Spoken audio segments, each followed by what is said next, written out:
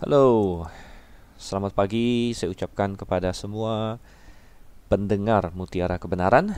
Atau mungkin Anda mendengarkan ini pada siang hari atau malam hari, saya ucapkan selamat siang dan selamat malam. Tetapi kapanpun, dalam kondisi apapun, saya harap dan berdoa bahwa kasih karunia Tuhan Yesus Kristus menyertai kita semua, dan kita dalam keadaan yang baik, tubuh, jiwa, dan pikiran kita di dalam pemeliharaan Tuhan. Amin. Iya, Anda masih bersama dengan saya, Dr. Stephen Einstein Liao, dan kita sedang dalam program Mutiara Kebenaran. Kenapa kita sebut Mutiara Kebenaran? Karena kita menganggap kebenaran sebagai sesuatu yang sangat berharga, bagaikan mutiara.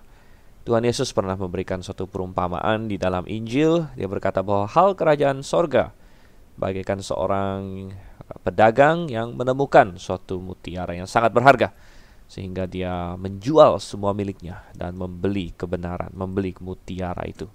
Dan saudara kasih Tuhan, di dalam Amsal 23 ayat 23, firman Tuhan menasihatkan kepada kita, belilah kebenaran, katanya ya, belilah kebenaran dan jangan menjualnya. Oke, dalam program Mutiara Kebenaran kita akan membahas satu pasal Alkitab tiap harinya kira-kira. Memang kalau pasalnya sangat pendek, kadang-kadang bisa kita gabung ya beberapa pasal dalam satu hari. Tetapi sampai dengan kitab Ulangan, kita sampai di kitab Ulangan, di sini rata-rata pasalnya cukup panjang sehingga cocok satu pasal satu hari.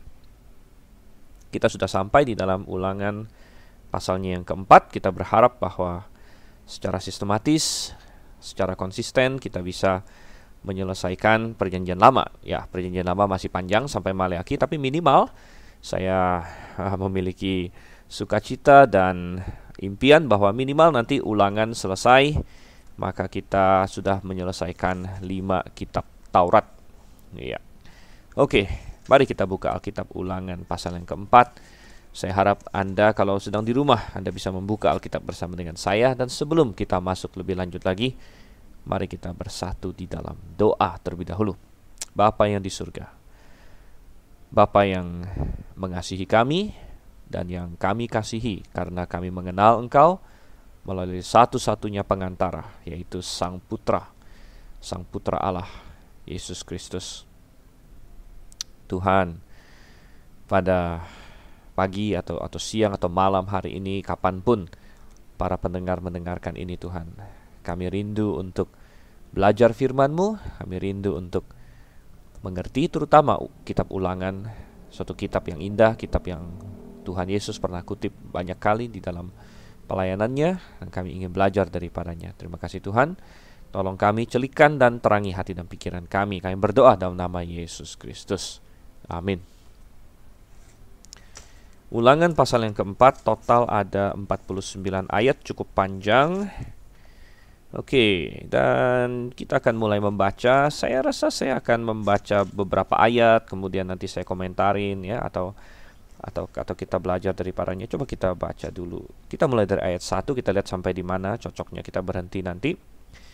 Maka sekarang, hai orang Israel, dengarlah ketetapan dan peraturan yang kuajarkan kepadamu untuk dilakukan, supaya kamu hidup dan memasuki serta menduduki negeri yang diberikan kepadamu oleh Tuhan Allah nenek moyangmu. Oke, kita stop sampai di sini. Satu ayat saja dulu.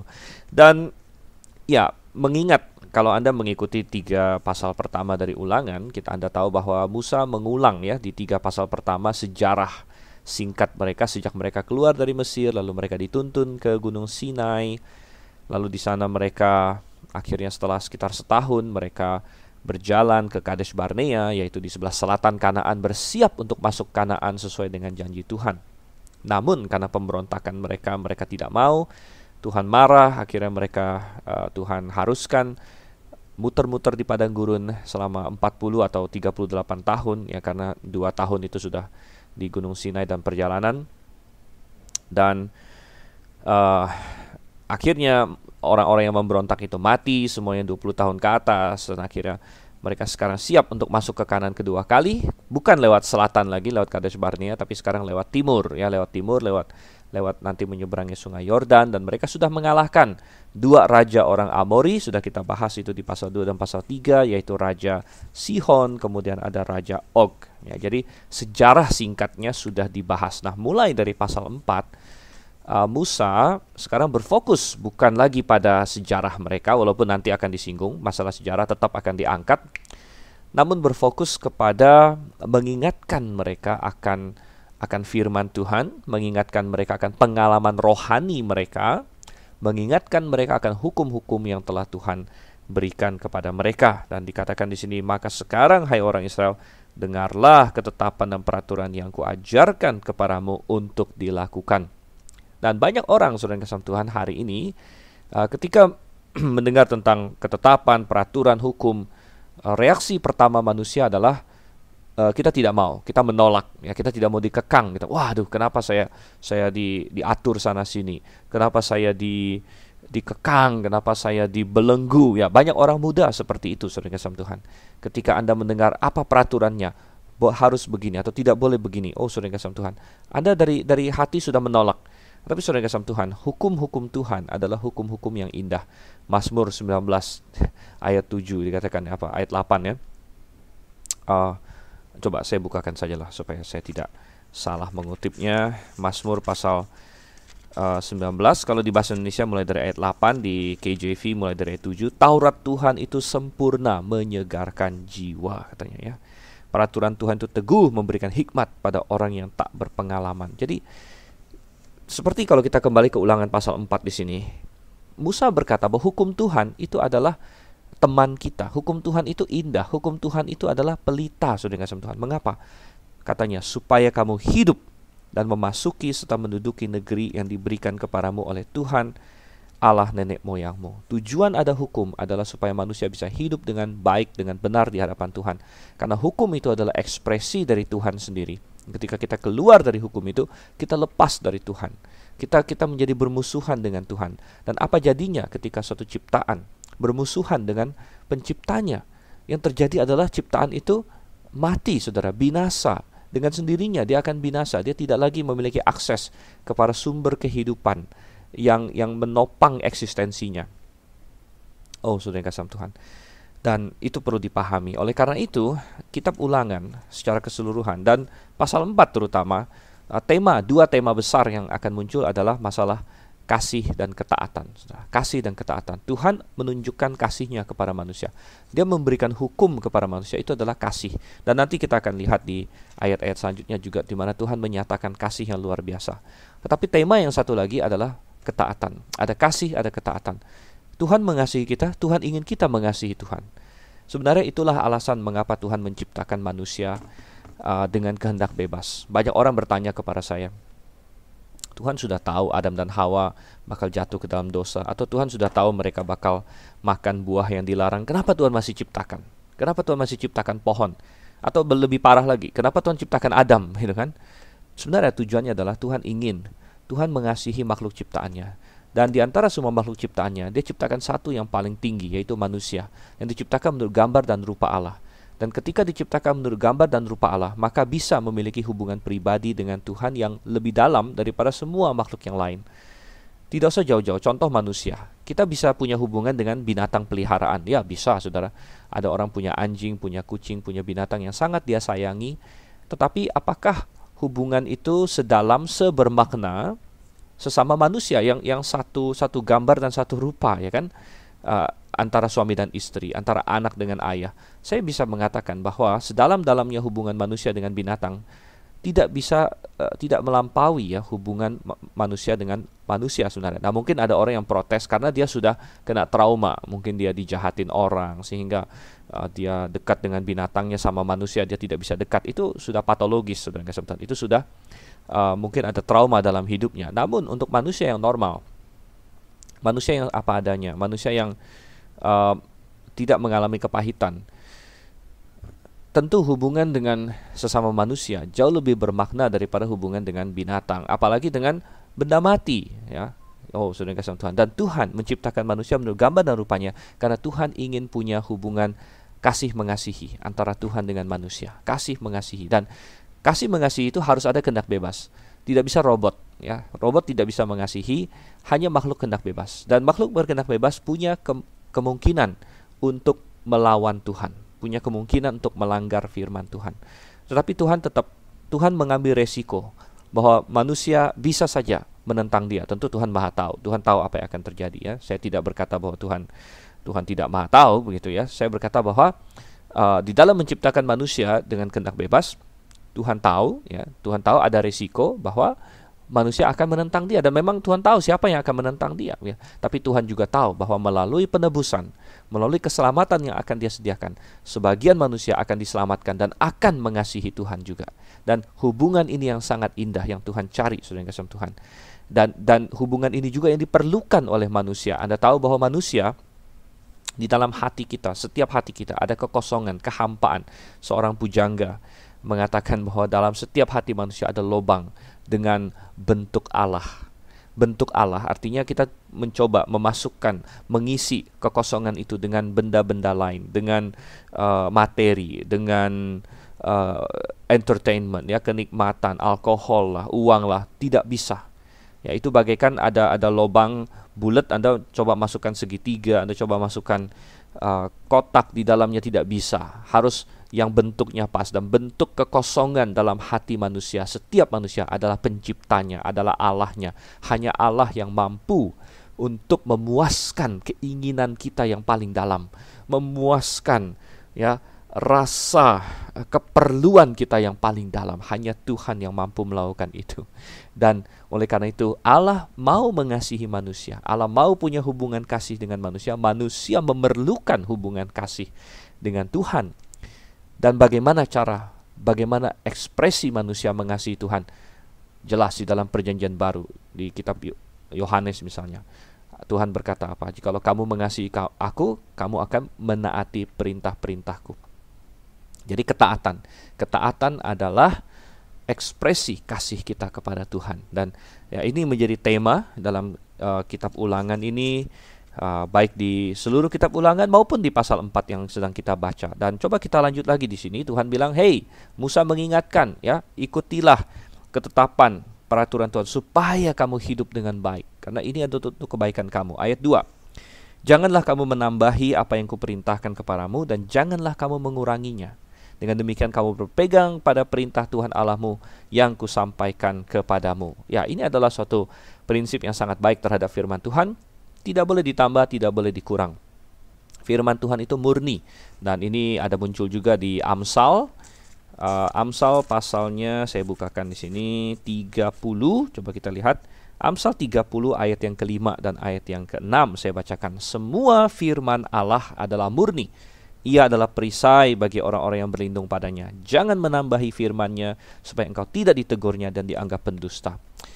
Konsep yang sama muncul juga di kitab Wahyu, di pasal terakhir, ya, Wahyu pasal 22, di mana Tuhan memberikan peringatan keras kepada siapa yang mau menambahkan firman Tuhan. Tuhan akan tambahkan malapetaka. Dan barang siapa mengurangi firman Tuhan, Tuhan akan mengambil bagiannya dari kitab kehidupan. Jadi saudara yang kasih Tuhan, firman Tuhan tidak boleh kita tambah. Oleh karena itu kita percaya Alkitab ini adalah firman Tuhan yang sudah sempurna. Ya, Alkitab sudah sempurna, kita percaya ini kanon tertutup, begitu. Tuhan tidak lagi menambahkan firman-Nya karena sudah sempurna, tidak boleh kita tambah lagi. Nah, oleh karena itu kita percaya bahwa 1 Korintus 13 ayat 10, bahwa ketika yang sempurna tiba, maka nubuat kita yang tidak sempurna akan berhenti, ya. Karena di ayat 8 ayat 9 kan dikatakan, nubuat akan berakhir. Ya, berkata-kata, karunia pengetahuan, bukan pengetahuan umum, karunia pengetahuan akan berakhir. Berkata-kata dengan bahasa lidah akan berakhir. Dan saudara kasih Tuhan, jadi kita melihat di situ bahwa karena mereka tidak sempurna, tidak lengkap, maksudnya tidak lengkap, ya, tidak sempurna itu bukan berarti salah, saudara. Nubuat nggak ada yang salah. Ya, jadi tidak sempurna bukan berarti salah. Nubuat kita tidak sempurna katanya.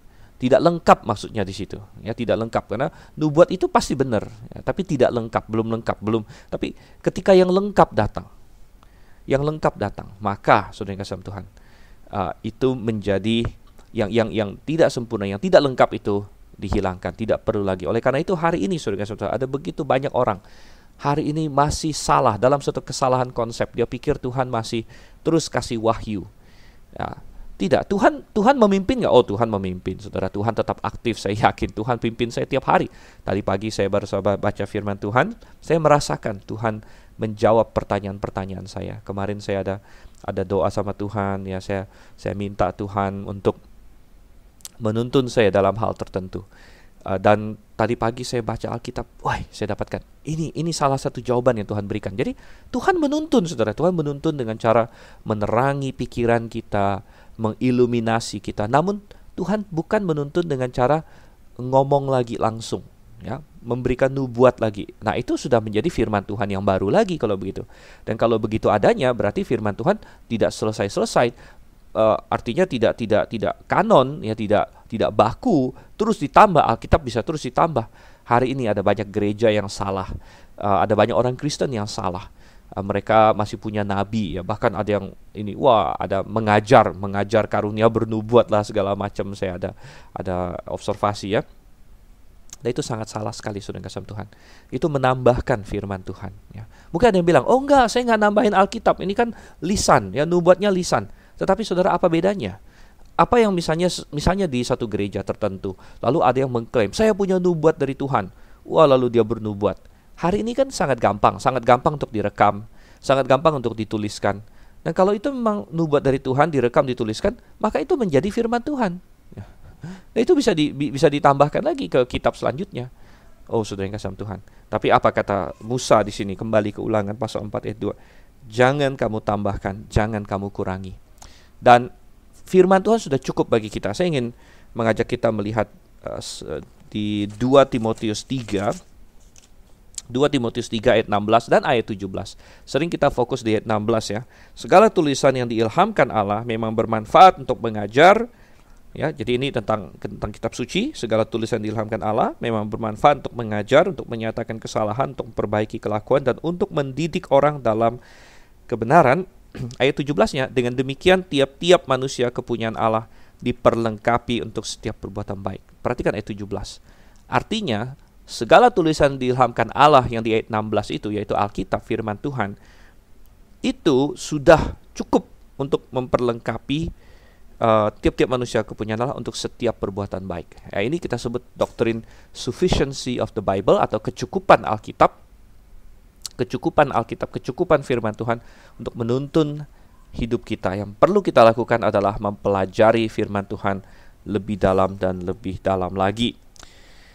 Kembali ke dalam Ulangan pasalnya yang keempat, kita baca terus ayat 3. Matamu sendiri telah melihat apa yang diperbuat Tuhan mengenai Baal Peor, sebab Tuhan Allahmu telah memunahkan dari tengah-tengahmu semua orang yang mengikuti Baal Peor, sedangkan kamu sekalian yang berpaut pada Tuhan Allahmu masih hidup pada hari ini.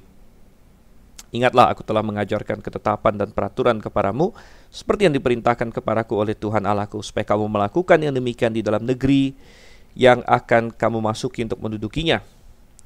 Oke, jadi ini Musa mengingatkan peristiwa yang disebut Baal Peor, dan peristiwa Baal Peor ini dicatat di kitab Bilangan pasal 25, dan ada kaitannya dengan seorang nabi namanya Bileam, kalau Anda masih ingat. Dan Bileam ini waktu itu dia diupah oleh Raja Moab untuk mengutuki Israel, ya. Dan Bileam adalah seorang yang mata duitan, ini hamba Tuhan mata duitan, ya. Dan dia sebenarnya sangat tertarik dengan uang yang ditawarkan oleh Raja Moab. Tetapi dia tidak bisa mengutuki Israel karena Tuhan tidak izinkan dia mengutuki Israel. Tapi akhirnya kita baca belakangan bahwa dia menasihati Moab. Oh, saya tahu caranya supaya Israel bisa dihukum oleh Tuhan, yaitu kamu buat mereka meninggalkan Tuhan, ya. Dan caranya gimana? Caranya, ya, kalau Anda baca di Bilangan pasal 25, pakai wanita-wanita Moab rupanya. Wah, wanita-wanita Moab datang, ya, mungkin cantik-cantik, sengaja lah yang dipilih yang cantik-cantik gitu kan. Dan memikat banyak, ya, banyak ini laki-laki Israel, dan mereka berzina, dan ketika berzina itu mereka menyembah Baal Peor, ya. Dan Tuhan marah sekali pada waktu itu, dan Tuhan menghukum bangsanya itu, dan banyak yang mati, saudara kasih Tuhan. Ya, jadi itu peringatan bagi kita, dan Musa ingatkan, ingat ya, katanya, ya. Jadi ada banyak hal yang harus kita ingat. Saya temukan, saudara kasih Tuhan, iblis sering menyerang kita. Ada hal-hal yang patut kita lupakan, kita ingat. Ada hal-hal yang harus kita ingat, kita lupakan. Saudara kasih Tuhan, kita harus hati-hati.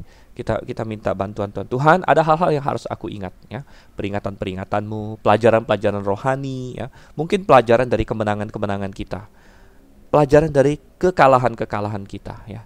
Ada hal-hal yang harus kita lupakan, ya. Kadang-kadang ada suatu pepatah bahwa kalau kita sudah lihat sesuatu, itu terpatri dalam ingatan kita. Benar, ya, ada benarnya. Tapi kadang-kadang ada hal yang harus kita lupakan. Ada orang-orang yang jatuh dalam dosa pornografi, ya.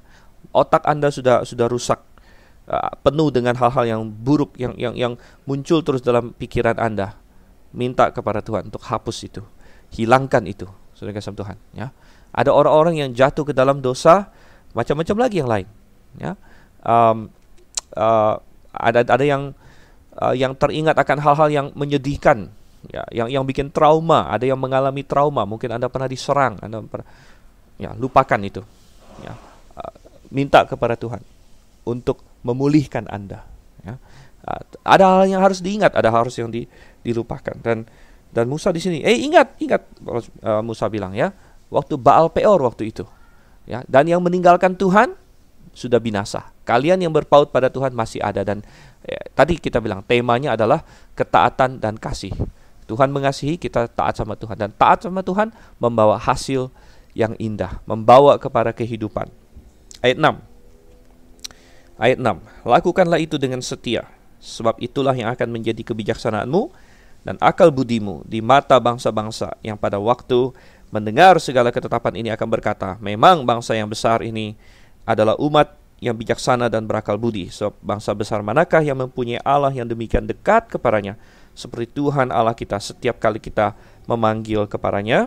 Dan bangsa besar manakah yang mempunyai ketetapan dan peraturan demikian adil, seperti seluruh hukum ini yang ku bentangkan kepadamu pada hari ini. Tapi waspadalah dan berhati-hatilah, supaya jangan kau melupakan hal-hal yang dilihat oleh matamu sendiri itu, dan supaya jangan semuanya itu hilang dari ingatanmu seumur hidupmu. Beritahukanlah kepada anak-anakmu dan kepada cucu cicitmu semuanya itu. Oke, kita stop sampai situ aja. Dan ya, ayat 6, Tuhan lewat Musa di sini mengingatkan mereka untuk melakukan perintah Tuhan dengan setia, dan itu akan menjadi kebijaksanaan dan menjadi akal budimu. Banyak orang bertanya, bagaimana caranya menjadi berhikmat? Menjadi berhikmat itu beda dengan menjadi berpengetahuan, saudara kasih Tuhan, atau berpendidikan. Nah, menjadi berpendidikan gampang. Cara untuk menjadi berpendidikan adalah enyamlah pendidikan, sekolahlah, maka Anda akan mendapat pendidikan. Itu pun kadang-kadang kita harus hati-hati, ya, karena ada banyak sekolah hari ini, ya, sekolah sih sekolah, tapi sebenarnya nggak mendidik juga begitu. Artinya kacau balau. Tapi kebanyakan sekolah ada pendidikan, ada enyam pendidikan, ada menjadi berpendidikan. Anda bisa mulai dari TK, ya, dari SD, SMP, SMA. Saya termasuk orang yang mengenyam banyak sekali pendidikan. Saya, ya, tentu SD, saya mulai TK sangat muda sekali, umur 4 tahunan. Saya tamat SMA umur 16, saudara kasih Tuhan. Ini kesaksian pribadi saya. Setelah itu saya sekolah kedokteran. Ya, sekolah kedokteran itu 6 tahun. Saya sekolah di UI, saya selesaikan dalam 6 tahun. Jadi saya umurnya sampai 22, saya selesai tamat dokter umum. Ya, jadi banyak nggak pendidikan saya. Habis itu saya sekolah teologi, saudara kasih Tuhan. Saya sekolah teologi, saya ambil master. Kemudian saya ambil doktor di Amerika. Ya, ambil doktor di Amerika. Dan tidak cukup satu doktor. Ya, setelah itu kemudian setelah menikah, saya ambil doktor satu lagi. Jadi sudah S1, S2, S3. Mungkin kalau ada S teler, mungkin saya juga makan S teler. Tapi saudara kasih Tuhan, saya ingin berkata bahwa pendidikan tidak menjamin Anda menjadi berhikmat. Pendidikan tidak menjamin Anda bijaksana, karena bijaksana tidak ada hubungan dengan pendidikan. Banyak orang pendidikannya tinggi, PhD, entah D apalagi, ya. Namun bodoh, sudah nggak salah. Bodoh kenapa? Banyak di antara mereka berkata tidak ada Allah. Dan Mazmur berkata, orang bebal berkata dalam hatinya, tidak ada Allah. Ternyata mereka bebal, mereka bodoh, mereka tidak berhikmat. Banyak, sudah nggak salah Tuhan. Lalu bagaimana cara untuk berhikmat? Kalau di Yakobus dikatakan apa? Mintalah kepada Tuhan, ya kan? Barang siapa merasa kekurangan hikmat, minta kepada Tuhan. Oke, kita minta sama Tuhan. Tuhan, aku minta hikmat. Bagaimana cara Tuhan kasih kita hikmat, saudara sama Tuhan? Di dalam Amsal, ya, kitab yang paling banyak bicara soal hikmat. Dikatakan apa? Takut akan Tuhan adalah permulaan hikmat. Saudara, hikmat ada dalam firman Tuhan. Hikmat itu saya definisikan sebagai sebenarnya hikmat itu adalah kita mampu membuat keputusan yang sesuai ya untuk setiap insiden atau setiap hal yang kita temui. Itu hikmat sebenarnya. Misalnya Anda ketemu suatu masalah, ada hikmat untuk menyelesaikannya. Anda ketemu suatu pilihan, ada hikmat mana yang harus saya pilih. Itu hikmat, saudara Tuhan.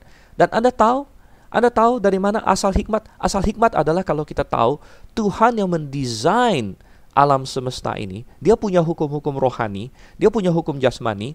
Hukum jasmani kita pelajari di fisika, biologi, geografi, semua yang lain itu, kimia, ya itu kita belajar hukum-hukum jasmani yang Tuhan tetapkan untuk dunia ini, tapi Tuhan juga punya hukum rohani, saudara. Dan hukum rohani itu ada di dalam Alkitab. Dan kalau kita takut akan Tuhan, itu adalah permulaan hikmat, karena kita mau ikut firman Tuhan. Ya, kalau Tuhan bilang misalnya, Anda ketemu musuhmu, harus ngapain? Ya, firman Tuhan bilang apa? Jangan balas kejahatan dengan kejahatan. Kasih dia makan, kasih musuhmu makan, berdoa bagi dia, berkati dia. Anda bilang, aduh gimana sih? Nah, itu hikmat, tapi saudara-saudara, itu hikmat. Anda tidak lihat hasilnya sekarang, tapi kalau Anda takut akan Tuhan, Anda mau ikut firman Tuhan, Anda akan menjadi orang yang berhikmat. Ya. Karena Anda akan melakukan hal-hal yang mungkin bagi dunia bodoh, tapi peduli amat kata dunia. Yang penting adalah di hadapan Tuhan. Di hadapan Tuhan, itu adalah hal yang benar, maka Anda menjadi berhikmat, Anda memilih pilihan yang benar, yang mungkin saat ini orang ketawain, bodoh sekali orang ini, namun ya, ujung-ujungnya akan terbukti. Wah, ternyata yang dia lakukan itulah yang benar. Itulah yang berhikmat. Oh, saudara Tuhan, karena kita tidak tahu hari esok. Kita tidak tahu hari esok, tapi Tuhan tahu hari esok. Oleh karena itu, mari kita ikut. Oleh karena itu, Tuhan bilang di ayat yang ke-6 di sini, lakukan itu dengan setia, sebab itulah akan menjadi kebijaksanaanmu dan akal budimu. Dan saudara Tuhan, ketika Israel taat sama Tuhan, maka mereka akan menjadi saksi bagi bangsa-bangsa. Nah, itu dijelaskan di ayat 6 ya. Maka bangsa-bangsa akan mendengar pada waktu itu, dan mereka akan kagum dengan Israel. Mereka akan melihat, wah, Israel ini hebat sekali Allahnya. Nah, ini sebenarnya tujuan Tuhan. Ketika Tuhan pilih Israel sebagai umatnya, bukan untuk mengeksklusikan, bukan karena Tuhan tidak sayang dengan bangsa-bangsa lain, bukan karena Tuhan hanya ingin menyelamatkan Israel. Sejak di perjanjian lama, Tuhan ingin menyelamatkan sebanyak mungkin manusia. Tuhan tidak berubah. Ya, Tuhan tidak berubah. Kalau di perjanjian baru dia berkata bahwa Tuhan menghendaki semua manusia untuk diselamatkan. Demikian juga di perjanjian lama. Tetapi Tuhan memilih Israel justru adalah karena dia mengasihi semua bangsa. Dia ingin Israel menjadi anak sulungnya, menjadi saksinya, sehingga semua bangsa kenal Tuhan lewat Israel. Itu adalah desain Tuhan. Itu adalah desain Tuhan. Sama seperti kalau hari ini kita orang Kristen, Tuhan ingin orang tahu Tuhan lewat kita sebagai orang Kristen. Kenyataannya apa? Kenyataannya sering orang Kristen malah membuat malu nama Tuhan. Ya. Ada orang yang namanya Kristen, namun apa yang terjadi? Masuk penjara. Jadi penjara tidak kekurangan orang dengan nama Kristen. Petrus, Markus, ya. Apalagi ya Barnabas, Yusuf, segala macam. Banyak orang dengan nama-nama Kristen di penjara, saudara kasih Tuhan. Itu memalukan tidak? Memalukan. Tapi seperti Israel Tuhan ingin dia menjadi pelita, saksi bagi bangsa-bangsa, sebagaimana di ayat 6 di sini. Ya, bangsa-bangsa akan mendengarnya. Dan ini sempat terjadi. Kita masih ingat ratu dari negeri Sheba. Ya, sampai jauh-jauh datang untuk mendengar hikmat Salomo. Dan mereka akan berdecak kagum di ayat 7, bangsa besar mana yang punya Allah seperti ini. Dan mereka akan mau mengenal Allah yang besar itu. Yang mempunyai hukum yang begitu adil di ayat yang ke-8. Ya, hukum Taurat itu suatu dokumen yang tidak ada taranya dibandingkan dengan semua dokumen kuno lainnya. Dan yang paling penting ayat 7. Allah yang begitu dekat sehingga kita bisa memanggil kepadanya. Oh, saudara kasih Tuhan. Banyak dewa-dewi lain. Kalau mau datang ke dia itu kayak susah banget begitu.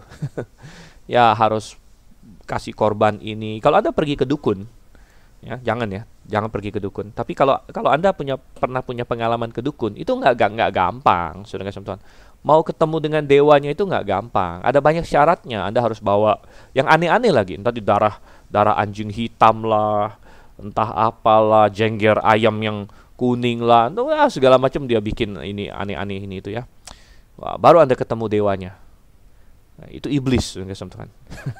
Itu iblis. Ya, tetapi apa? Dengan Tuhan yang benar, katanya. Bangsa mana yang seperti ini? Yang Allahnya sedemikian dekat sehingga kita bisa panggil dia. Apalagi di zaman perjanjian baru, saudara. Ini di zaman perjanjian lama saja Israel sudah begitu indah. Apalagi di zaman perjanjian baru di mana Yesus Kristus sudah datang, Sang Putra menyatakan Sang Bapa, dan kita yang percaya kepada Yesus Kristus, kita punya akses langsung kepada tahta kasih karunia. Saya heran kalau ada orang Kristen yang tidak tiap hari datang menghadap, ya, karena Tuhan begitu dekat. Tuhan bilang, janganlah hendaknya kamu khawatir akan apapun juga. Tetapi katanya apa? Nyatakanlah dalam segala hal keinginanmu kepada Allah, dalam doa dan permohonan dengan ucapan syukur, ya. Maka damai sejahtera Allah yang melampaui segala akal akan memelihara hati dan pikiranmu dalam Yesus Kristus. Oh, saudara yang kasih Tuhan. Betapa indah, betapa indah. Lanjut, saudara. Ayat yang ke-9. Nah, kita diingatkan, waspada, hati-hati, kamu jangan lupa akan semua ini. Tapi satu hal, bukan hanya kita tidak boleh lupa, tapi kita harus memastikan bahwa pelajaran rohani kita, bahwa iman rohani kita diteruskan kepada anak cucu kita, ya. Beritahukanlah kepada anak-anakmu, kepada cucu-cucumu. Ini adalah tanggung jawab yang begitu besar, tanggung jawab bangsa, tanggung jawab rumah tangga. Dan siapapun Anda, kalau Anda adalah orang tua hari ini, tanggung jawab terbesar kita, ya, bukanlah kasih mereka makan, itu penting memang. Tanggung jawab terbesar kita bukanlah kasih mereka baju atau mainan yang bagus, ya, kalau Anda lakukan itu. Bukan untuk menyekolahkan mereka bahkan. Ya. Bukan menyekolahkan mereka, tapi tanggung jawab utama kita adalah memastikan bahwa pengenalan akan Allah yang benar diteruskan kepada mereka. Karena itu yang paling penting. Itu yang paling penting, paling utama, saudara kasih Tuhan. Saya dan istri kebetulan memutuskan untuk homeschooling. Ya, homeschooling di keluarga saya sendiri. Bukan berarti semua orang harus homeschooling. Menurut saya tiap-tiap keluarga tentu punya situasi masing-masing, ya. Tetapi kenapa saya homeschooling? Ya, karena saya merasa bahwa lebih efektif bagi saya untuk memperkenalkan mereka kepada Tuhan tanpa distraksi, tanpa sinyal-sinyal yang error, ya, dari dunia yang membombardir mereka di luar sana. Bukan berarti saya mau mengisolasi mereka juga, ya. Mereka ada terpapar juga kepada pengajaran dunia, tapi saya tidak mau mereka belum mantap sudah terpapar overdosis gitu. Kalau kita ibaratkan virus di sana, ya, yang saya sedang lakukan adalah memvaksinasi mereka dengan kebenaran. Ya. Saya mau ajar mereka sesuai dengan sudut pandang Alkitab bagaimana sebelum mereka terpapar oleh dunia. Ya, karena ketika mereka di dunia sana, kita tidak tahu apa yang akan mereka hadapi. Mungkin ada teman mereka perkenalkan mereka kepada pornografi. Mungkin ada guru-guru mereka yang tidak percaya Tuhan perkenalkan mereka kepada evolusi, mengajarkannya sebagai kebenaran. Teman-teman mereka dengan materialisme lain sebagainya. Dan saya tahu hidup di dunia kita tidak bisa lepas dari semua itu, kita pasti terpapar, ya. Tapi sebelum mereka siap, jangan dipapar overdosis dulu begitu, ya. Nah, maunya kita perkuat mereka dulu. Kita perkuat mereka, nanti ada waktunya mereka akan terpapar, ya. Kita akan lihat, nah ini loh, ini yang diajarkan oleh dunia. Nggak apa-apa, nanti setelah mereka sampai pada waktunya, mereka harus buat keputusan sendiri. Nggak mungkin juga saya yang membuat keputusan untuk mereka. Mereka punya kehendak bebas masing-masing. Dan silakan, mereka nanti akan, setelah diajar dengan benar, ya mereka harus membuat keputusan mereka masing-masing. Tapi saudara kasih Tuhan, apapun cara Anda, saya tidak berkata kalau Anda menyekolahkan anak Anda salah, tentu ya itu bisa juga, tapi Anda harus perhatikan apa yang mempengaruhi mereka. Ya, apa yang mempengaruhi mereka? Jangan lepas tangan. Ya, banyak orang tua kan lepas tangan. Ya, saya sudah sekolahkan anak saya, itu kan tugas sekolah. Tidak. Pendidikan rohani bagaimana, saudara kasih Tuhan? Ya, pendidikan rohani bagaimana? Nah, kita lanjut di ayat 10. Yakni hari itu, ketika engkau berdiri di hadapan Tuhan Allahmu di Horeb. Jadi ini harus diingat dan harus diteruskan, ya. Waktu Tuhan berfirman kepadaku, suruhlah bangsa itu berkumpul kepadaku, maka aku akan memberi mereka mendengar segala perkataanku, sehingga mereka takut kepadaku selama mereka hidup di muka bumi, dan mengajarkan demikian kepada anak-anak mereka. Lalu kamu mendekat dan berdiri di kaki gunung itu, sedang gunung itu menyala, sampai ke pusar langit dalam gelap gulita awan dan kegelapan. Wow, ya, dan saya tidak bisa membayangkan betapa luar biasanya, agungnya, mengerikannya mungkin pemandangan pada waktu itu ya. Ini bicara soal apa yang terjadi di Horeb. Anda bisa membayangkan gelap gulita dengan awan, tapi lalu ada nyala api. Ayat 12, lalu berfirmanlah Tuhan kepadamu dari tengah-tengah api, suara kata-kata kamu dengar, tapi suatu rupa tidak kamu lihat, hanya ada suara. Dan ia memberitahukan kepadamu perjanjian yang diperintahkannya kepadamu untuk dilakukan, yakni ke-10 firman, dan ia menuliskannya pada 2 loh batu. Jadi 10 firman yang dicatat di Keluaran pasal 20 dan nanti akan diulang nanti di pasal 5 ya, yang akan kita pelajari besok atau pada sesi selanjutnya. Dan pada waktu itu aku diperintahkan Tuhan untuk mengajarkan kepadamu ketetapan dan peraturan supaya kamu melakukannya di negeri kemana kamu pergi untuk mendudukinya. Hati-hatilah sekali, sebab kamu tidak melihat suatu rupa pada hari Tuhan berfirman kepadamu di Horeb dari tengah-tengah api, supaya jangan kamu berlaku busuk dengan membuat bagimu patung yang menyerupai berhala apapun, yang berbentuk laki-laki atau perempuan, yang berbentuk binatang yang di bumi, atau berbentuk burung bersayap yang terbang di udara, atau berbentuk binatang yang merayap di muka bumi, atau berbentuk ikan yang ada di dalam air di bawah bumi. Dan juga supaya jangan kau mengarahkan matamu ke langit, sehingga apabila kamu melihat matahari, bulan, dan bintang, segenap tentara langit, engkau disesatkan untuk sujud menyembah dan beribadah kepada sekaliannya itu, yang justru diberikan Tuhan Allahmu kepada segala bangsa di seluruh kolong langit sebagai bagian mereka. Sedangkan Tuhan telah mengambil kamu dan membawa kamu keluar dari dapur peleburan besi dari Mesir untuk menjadi umat miliknya sendiri, seperti yang terjadi sekarang ini ya. Jadi ini peristiwa di Horeb, dan Tuhan mewanti-wanti, ingatkan kepada anak-anakmu. Dan khalayak yang sedang berdiri di hadapan Musa ini, kebanyakan mereka tidak pernah mengalami peristiwa itu. Mungkin yang paling tua di antara mereka, karena ingat bahwa Tuhan berfirman semua orang yang 20 tahun ke atas tidak akan masuk Kanaan. Jadi sebagian masih ingat peristiwa ini, mungkin mereka masih anak-anak ya, antara ya 0 sampai 20 tahun lah, 0 sampai 19 tahun. Ya, 0 tahun tentu mereka tidak ingat apa-apa. Kapan kita mulai ingat sesuatu? Mungkin umur berapa ya? Kalau peristiwa itu umur antara 5 sampai 7 tahun, ya mungkin sebagian orang sudah mulai ingat. Jadi sebagian mereka masih ingat peristiwa di Horeb, ya masih muda, ya tentu yang sudah umur remaja, sudah umur belasan, masih ingat persis apa yang terjadi di Horeb. Namun mayoritas mereka tidak pernah tahu apa yang terjadi di Horeb. Dan oleh karena itu mereka punya tanggung jawab. Yang sudah tua-tua ini punya tanggung jawab untuk mengingatkan apa yang terjadi. Dan yang harus diwanti-wanti adalah jangan membuat patung. Ya, rupanya pembuatan patung itu menjadi momok bagi orang Israel, terutama di masa perjanjian lama sebelum masa pembuangan. Ya, setelah masa pembuangan sepertinya mereka sudah benar-benar disembuhkan dari penyakit membuat patung itu, ya, walaupun masih banyak penyakit yang lain. Namun sebelum pembuangan ke Babel, ujung-ujungnya kalau kita lihat Israel itu jatuhnya ke dosanya yang sama terus, penyembahan berhala. Bahkan tidak lama setelah di Horeb itu mereka langsung membuat patung emas, yaitu patung lembu emas, sudah kasih Tuhan, dan Tuhan marah sekali. Ya, itu tidak boleh ya. Dan ya, hari ini ya makanya gereja-gereja Kristen yang sejati kita tidak banyak berfokus ke masalah patung dan lain sebagainya ya, tidak masalah simbol-simbol ya. Ada gereja-gereja tertentu yang banyak sekali ya, bahkan ada patung Santo Santa, patung Maria, patung Tuhan Yesus, lalu ada orang berdoa di bawah patung Maria, patung Yesus, patung Santo Petrus lah, Santo Paulus lah, dijadikan tempat doa. Saya rasa itu bertentangan dengan firman Tuhan ya, bukan saya rasa saja, saya yakin ya. Karena itu kita lihat di sini. Dan sebenarnya apa yang dituliskan di dalam Ulangan pasal 4, apa yang dituliskan dalam Ulangan pasal 4 ini sudah mengantisipasi apa yang Tuhan Yesus akan ajarkan.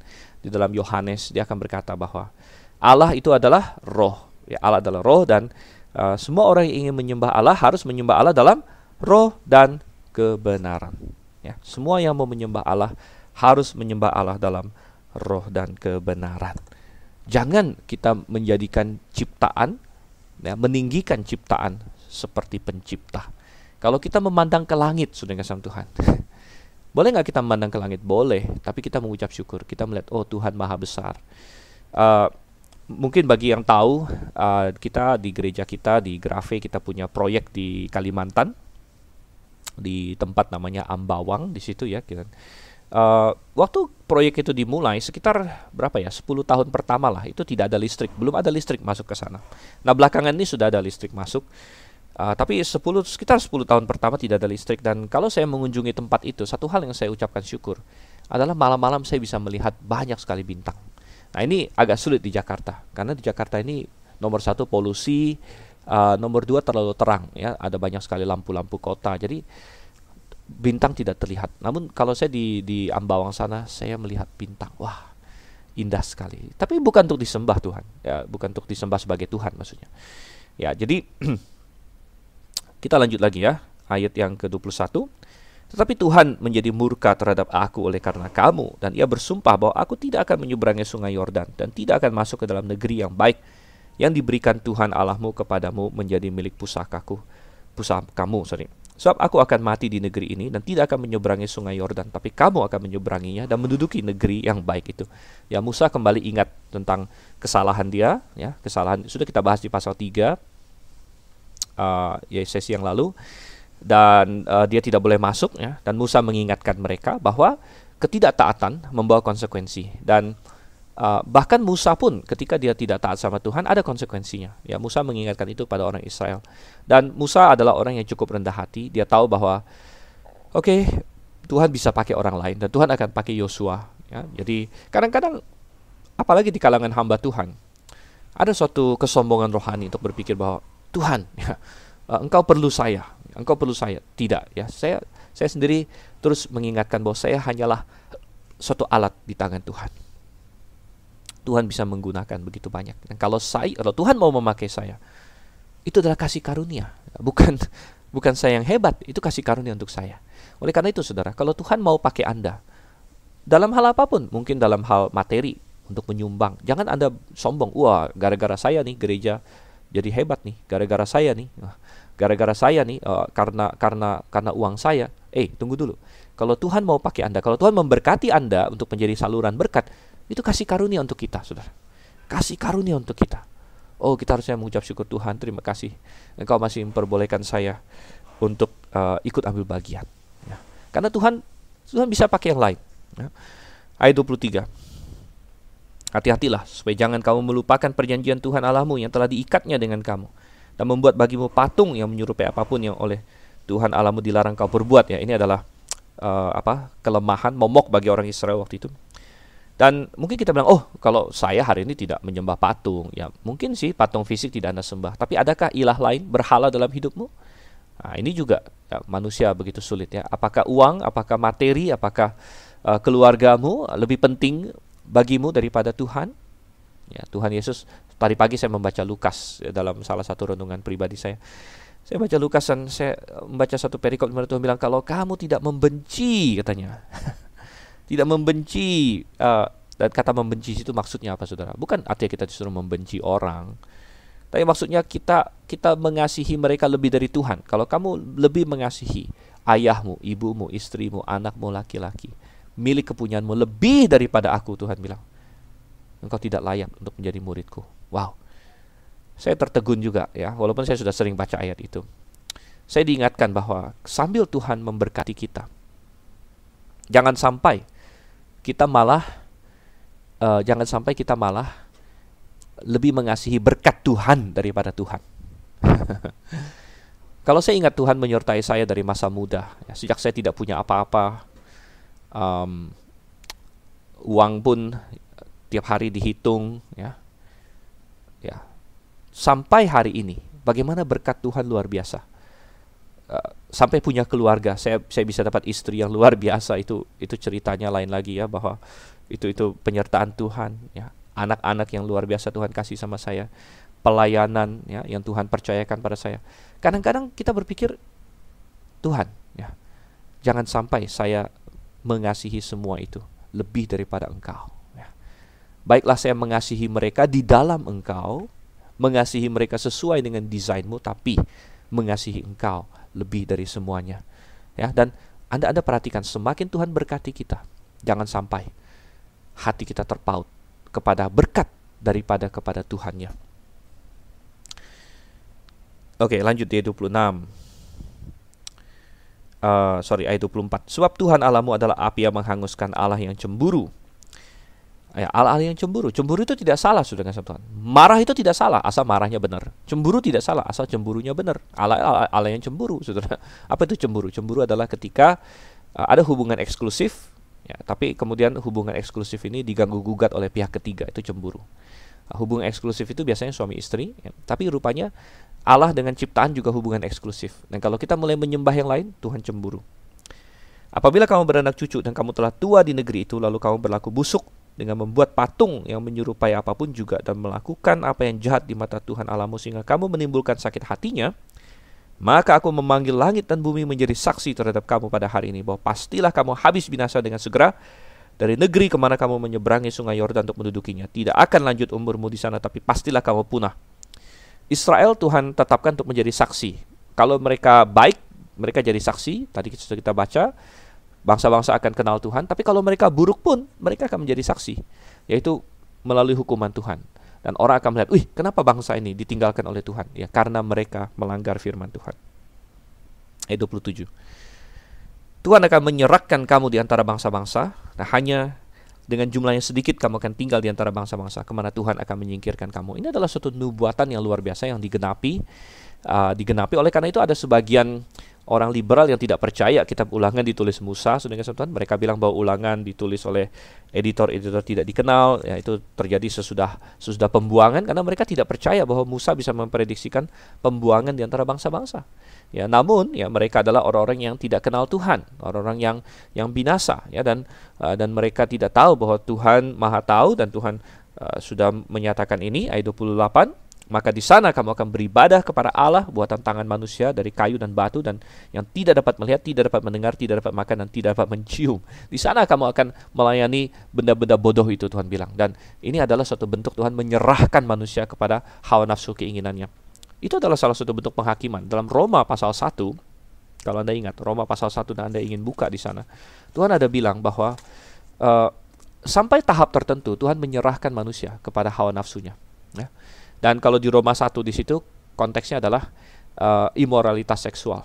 Ya, manusia sangat ingin terus ya hawa nafsu yang segala macam penyimpangan seksual, homoseksualitas, lesbian, gay, ya laki-laki dengan laki-laki, bahkan pedofilia hari ini. Ada bestiality dengan binatang dan lain sebagainya. Hal-hal yang menjijikkan bagi Tuhan. Namun apa salah satu bentuk penghukuman Tuhan? Tuhan serahkan mereka pada hawa nafsu mereka. Tuhan bilang, kamu mau? Ya oke, silakan. Inilah, kamu akan hancur sendiri dalam dosa itu. Nah, orang Israel juga, kamu mau menyembah patung? Silakan. Biar kamu tertawan. Di sana di Babel kamu akan menyembah dewa Nebo, dewa Bel dan sebagainya. Oh, saudara-saudara, jangan sampai Tuhan menyerahkan kita kepada hawa nafsu. Kalau Tuhan masih pukul kita, kalau kita menyimpang, lalu Tuhan disiplin. Puji syukur sama Tuhan. Kita bilang, Tuhan, jangan biarkan saya dalam dosa saya, ya. Jangan biarkan. Kalau Tuhan pukul kita, itu berarti kita anak, saudara. Dalam Ibrani dikatakan, anak mana yang tidak dihajar oleh bapaknya. Ya, kita puji syukur. Nah, ayat 9, dan baru di sana engkau mencari Tuhan Allahmu dan menemukannya asal engkau menanyakan Dia dengan segenap hatimu dan dengan segenap jiwamu. Tuhan kita adalah Tuhan yang memulihkan, Tuhan yang Maha Penyayang, ya. Ayat 30, apabila engkau dalam keadaan terdesak dan segala hal ini menimpa engkau di kemudian hari, maka engkau akan kembali kepada Tuhan Allahmu dan mendengarkan suaranya. Sebab Tuhan Allahmu adalah Allah penyayang. Ia tidak akan meninggalkan atau memusnahkan engkau, dan Ia tidak akan melupakan perjanjian yang diikrarkannya dengan sumpah kepada nenek moyangmu. Karena perjanjian Abraham, ya, Tuhan akan menyisakan suatu remnan, suatu sisa. Ya, dan ini juga kalau Anda jatuh dalam dosa, ya itu sedih, saudara, itu sedih. Seharusnya kita tidak jatuh dalam dosa, namun kita tetap bisa dipulihkan. Tidak ada dosa yang terlalu parah sehingga kita tidak bisa dipulihkan, saudara. Asal kita sungguh-sungguh, ya, dalam Mazmur 51, Daud jatuh dalam dosa perzinahan, pembunuhan, kebohongan, banyak sekali. Tapi dia berseru sama Tuhan dan Tuhan pulihkan dia. Dan dia berkata, hati yang hancur, itu yang Tuhan inginkan. Hati yang hancur, saudara. Kalau Anda hari ini ada dalam belenggu dosa, jangan menyerah. Iblis ingin Anda berkata, sudah terlambat. Saya sudah kadung basah. Nah, ini tipuan iblis. Saya sudah kadung basah. Saya sudah rusak. Tidak. Anda bisa dipulihkan hari ini. Anda bisa mencari Tuhan lagi. Anda kembali lagi. Anda bisa kalahkan dosa. Tuhan penyayang. Ayat 32. Cobalah tanyakan dari ujung langit ke ujung langit tentang zaman dahulu yang ada sebelum engkau, sejak waktu Allah menciptakan manusia di atas bumi. Apakah ada pernah terjadi suatu hal yang demikian besar? Atau apakah ada pernah terdengar sesuatu seperti ini? Pernahkah suatu bangsa mendengar suatu ilahi yang berbicara dari tengah-tengah api seperti yang kau dengar dan tetap hidup? Ingat akan pengalaman Anda bersama dengan Tuhan. Dan ini terutama untuk orang yang sudah diselamatkan. Untuk orang yang sudah diselamatkan selalu ada pengharapan. Kalau Anda belum diselamatkan, tidak ada pengharapan. Sampai Anda mau datang kepada Yesus Kristus diselamatkan. Ya, sekali lagi, kalau Anda belum diselamatkan, tidak ada pengharapan sedikit pun bagi Anda. Anda perlu berseru kepada nama Tuhan, minta diselamatkan. Ya, saat ini juga. Tapi kalau Anda sudah diselamatkan, selalu ada pengharapan. Selalu ada pengharapan. Anda ingat kembali, mana pernah ada suatu Allah yang datang mati bagi umatnya, yang datang di atas kayu salib menebus kita. Mana pernah ada terdengar seperti itu, namun Tuhan sudah lakukan bagi kita. Selalu ada pengharapan. Ayat 34. Atau pernahkah suatu Allah mencoba datang untuk mengambil baginya suatu bangsa dari tengah-tengah bangsa yang lain, dengan cobaan-cobaan, tanda-tanda, serta mujizat-mujizat dan peperangan, dengan tangan yang kuat dan lengan yang teracung, dan dengan kedahsyatan-kedahsyatan yang besar seperti yang dilakukan Tuhan Allahmu bagimu di Mesir di depan matamu? Engkau diberi melihatnya untuk mengetahui bahwa Tuhanlah Allah, tidak ada yang lain kecuali Dia. Dari langit Ia membiarkan engkau mendengar suaranya untuk mengajari engkau. Di bumi Ia membiarkan engkau melihat apinya yang besar, dan segala perkataannya kau dengar dari tengah-tengah api. Alkitab adalah firman Tuhan bagi kita hari ini. Alkitab ini firman Tuhan. Ya, kalau orang Israel waktu itu mendengar firman Tuhan dari tengah-tengah api, mungkin Anda bilang, oh, andai saya juga mendengarnya. Anda punya yang lebih hebat hari ini. Anda punya yang lebih hebat. Anda punya Alkitab. Alkitab ini adalah mukjizat, saudara Tuhan, dan iblis sudah mencoba menghancurkannya, tapi selalu gagal. Ya. Ayat 37, nah ini dia. Karena Ia mengasihi nenek moyangmu dan memilih keturunan mereka, maka Ia sendiri telah membawa engkau keluar dari Mesir dengan kekuatannya yang besar. Ia mengasihi nenek moyangmu. Saudara Tuhan, dari kitab Kejadian, Tuhan sudah menyatakan kasih-Nya yang besar kepada manusia. Namun ini pertama kali Tuhan menyatakannya dengan kata-kata bahwa Dia mengasihi. Allah mengasihi nenek moyangmu. Ini pertama kali muncul, saudara Tuhan. Walaupun tindakan kasih dan bukti-bukti Tuhan mengasihi sudah begitu banyak, namun ini pertama kali dalam Alkitab Tuhan berkata, aku mengasihi seseorang, mengasihi nenek moyangmu, mengasihi Abraham, Ishak, dan Yakub, dan berarti mereka juga, ya. Nah, hari ini kita tidak perlu ragu akan kasih Tuhan. Kalau Anda sudah diselamatkan, apalagi saudara Tuhan. Bahkan sebelum Anda diselamatkan pun sebenarnya Tuhan mengasihi engkau. Dalam Yohanes 3:16 dikatakan, karena begitu besar kasih Allah akan dunia ini. Namun kalau Anda belum diselamatkan, Anda tidak menikmati kasih itu, karena Anda masih menolak kasih-Nya, ya. Namun kalau Anda mau menerima kasih itu, Anda diselamatkan. Wow, saudara kasih Tuhan, kasih dan ketaatan. Tadi kita bilang ini tema kita. Ayat 38. Untuk menghalau dari hadapanmu bangsa-bangsa yang lebih besar dan lebih kuat daripadamu, untuk membawa engkau masuk ke dalam negeri mereka dan memberikannya kepadamu menjadi milik pusakamu, seperti yang terjadi sekarang ini. Sebab itu ketahuilah pada hari ini dan camkanlah bahwa Tuhanlah Allah yang di langit di atas dan di bumi di bawah, tidak ada yang lain. Berpeganglah pada ketetapan dan perintahnya yang kusampaikan kepadamu pada hari ini, supaya baik keadaanmu dan keadaan anak-anakmu yang kemudian, dan supaya lanjut umurmu di tanah yang diberikan Tuhan Allahmu kepadamu untuk selamanya. Apa respon yang baik bagi kita terhadap kasih Tuhan? Ya, kita kasihi Dia juga. Kalau ada orang mengasihi Anda, mestinya Anda mengasihi dia, ya. Orang tuamu mengasihimu, mesti Anda mengasihi orang tuamu kembali. Pasanganmu mengasihimu, mestinya Anda mengasihi dia kembali. Tuhan mengasihimu, Tuhan mengasihi kita, mestinya kita mengasihi Tuhan kembali. Dan kita mengasihi Tuhan dengan melakukan perintah-perintah Tuhan, mengikuti perintah Tuhan, dan kita akan baik, hidup kita akan baik, saudara. Ini janji Tuhan. Oke, ayat 41. Lalu Musa mengkhususkan 3 kota di seberang sungai Yordan di sebelah timur, supaya orang yang membunuh sesamanya manusia dengan tidak sengaja dan dengan tidak memusuhinya lebih dahulu dapat melarikan diri ke sana, sehingga ia apabila melarikan diri ke salah satu kota itu dapat tetap hidup.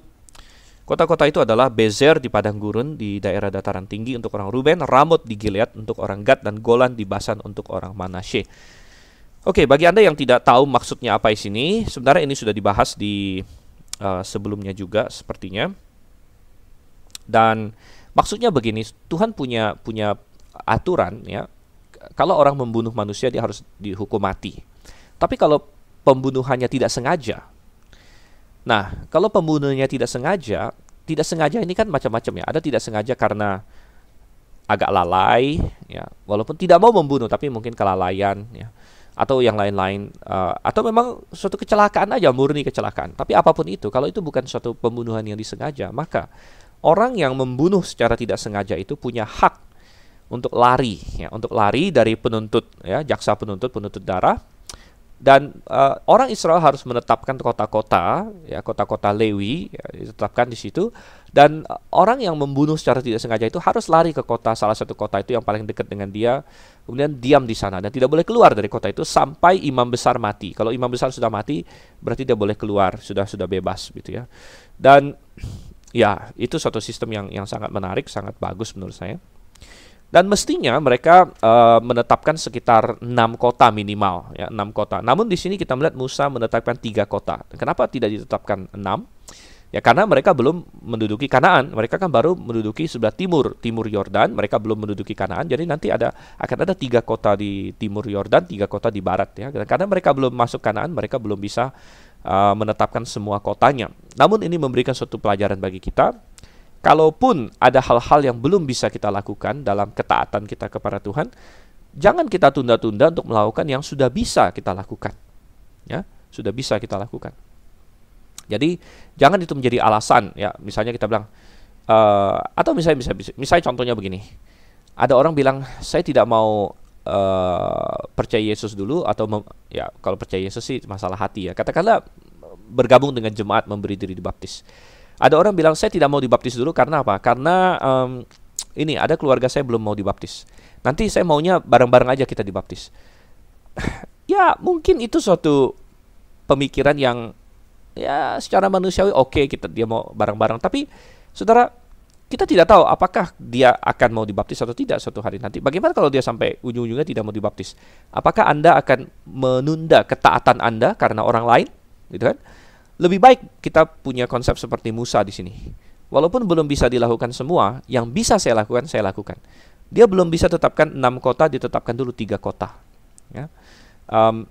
Mungkin ada yang berkata, wah saya belum bisa, misalnya apa? Saya belum bisa berkhotbah. Oke. Ya. Saya mau berkhotbah tapi saya belum bisa berkhotbah. Tapi saya bisa cerita tentang keselamatan saya kepada orang lain. Ya, lakukan saja itu. Lakukan yang Anda bisa lakukan. Saudara kasih Tuhan. Oke, terakhir ayat 44 sampai 49. Inilah hukum Taurat yang dipaparkan Musa kepada orang Israel. Inilah peringatan, ketetapan dan peraturan yang dikatakan Musa kepada orang Israel dalam perjalanan mereka keluar dari Mesir, di seberang sungai Yordan, di lembah di tentangan Bet Peor, di negeri Sihon, raja orang Amori yang diam di Hesibon, yang dipukul kalah oleh Musa dan orang Israel dalam perjalanan mereka keluar dari Mesir. Negerinya diduduki mereka, dan juga negeri Og, raja negeri Basan, kedua-duanya raja orang Amori yang diam di seberang sungai Yordan di sebelah timur. Mulai dari Arur di tepi sungai Arnon sampai gunung Sirion, itulah gunung Hermon, serta seluruh dataran di seberang sungai Yordan di sebelah timur, sampai laut Araba di kaki lereng gunung Pisga. Ya, jadi ini memberitahukan kepada kita di mana settingan Musa menyatakan semua yang ada di kitab Ulangan ini, yaitu ketika mereka ada di sebelah timur sungai Yordan, di negeri yang tadinya punya Sihon dan Og, ya, dan disitulah Musa mengumpulkan orang Israel dan mengulang kepada mereka, menekankan lagi, bukan mengulang secara mubazir, tapi memberikan penjelasan, penekanan, dan tambahan-tambahan. Dan itu akan kita lanjutkan di sesi-sesi selanjutnya. Sangat indah sekali, mulai dari pasal 5 nanti tentang ke-10 hukum, lalu ada banyak lagi hukum-hukum lain yang akan diulang, dan bukan hanya sekedar diulang tapi diperjelas, ada yang baru juga yang disampaikan oleh Musa. Sangat indah, ya, dan itu akan kita bahas selanjutnya. Kira-kira 1 bulan, ya, karena ada 30-an pasal ke depan. Dan saya akan sangat bersuka cita untuk melewatinya bersama dengan Anda sekalian. Oke, kita berdoa. Terima kasih Tuhan untuk kasih setiamu. Tolong kami supaya kami belajar firman-Mu dengan sebaik-baiknya. Kami ucapkan syukur dalam nama Yesus Kristus. Amin. Sampai bertemu kembali di sesi selanjutnya. Maranatha.